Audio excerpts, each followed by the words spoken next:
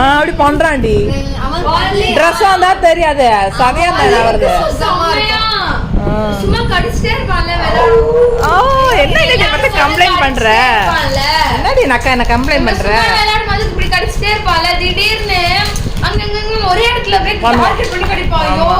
அப்பதான் அவங்க எழுப்புவாங்கன்னு பண்ணுவாரு இந்த வேலையை. வாங்கிட்டு வந்தேன் வர்ஷினி அக்கா வாங்கிட்டு வந்தேன்டா. சாப்பிடு. அர்த்தமா சொல்றாடா. அவ பேர் மயில் ஏன் வர்ஷினி அக்கா தான் வாங்கிட்டு வந்தாலும் அது போடி. அதுல விஷம் அப்ப அப்பதாண்டி சாப்பிடுவான். தின்ன வச்சுட்டு சாதிச்சிட்ட நீ.